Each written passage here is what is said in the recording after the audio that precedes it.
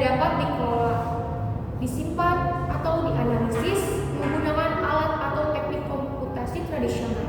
Big data memiliki 3 karakteristik utama, yaitu volume, ukuran besar, velocity, Kecepatan tinggi, dan variety beragam jenis data. Gartner menambahkan 2 karakteristik, yaitu velocity, keakuratan data, dan value nilai bisnis dan data tersebut. karakteristik big data ada 5, yaitu volume, jumlah data yang sangat besar, seperti data harian dari Facebook 10 TB dan Twitter 7 TB.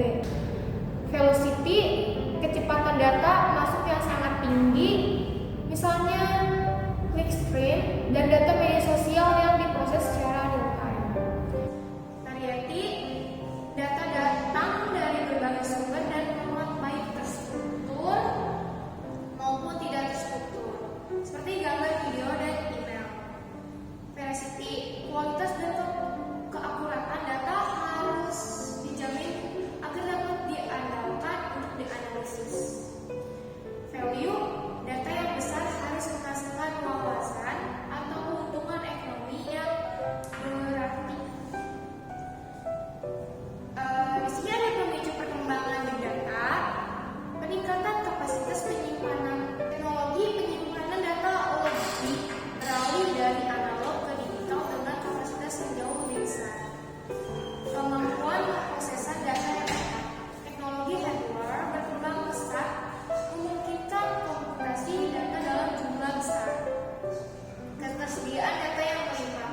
Perusahaan kini mengelola data hingga ratusan terabyte hingga petabyte. Klasifikasi data dalam big data. Data terstruktur memiliki format yang terdefinisi seperti data transaksi dan spreadsheet. Data tidak terstruktur, format tidak terdefinisi seperti teks, gambar, video, dan data-data media sosial lainnya. Tahapan pengelolaan big data. Acquire, proses pengumpulan data dari berbagai sumber, primer dan sekunder.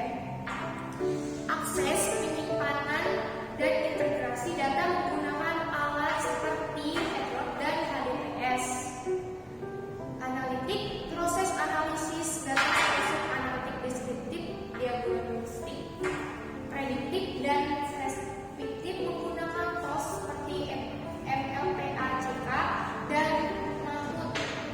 Application, visualisasi hasil analisis dalam bentuk grafik dan laporan untuk mendukung pengambilan keputusan. Pemanfaatan big data. Sektor bisnis menganalisis sentimen pelanggan media sosial, membantu perencanaan dan pengambilan keputusan berbasis data, mengidentifikasi tren pasar dan kebutuhan pelanggan. Sektor layanan publik mengumpulkan umpan balik untuk meningkatkan layanan publik, mengintegrasikan data untuk menciptakan layanan yang lebih efektif dan efisien, menggunakan analisis data untuk solusi berbasis bukti, misalnya mengelola informasi cuaca untuk pertanian. Contoh penggunaan big data.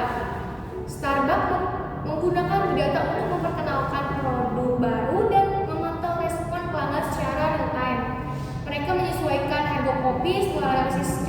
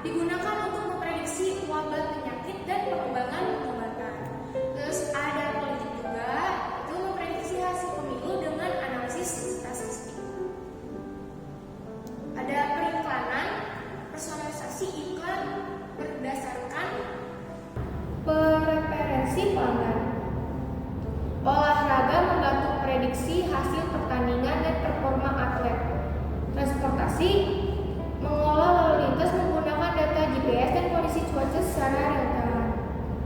Dan terakhir ada smartwatch, digunakan untuk navigasi dan pencarian arah secara instan. Terima kasih yang sudah menonton. Jangan lupa like dan subscribe dan komen juga. Terima kasih. Bye.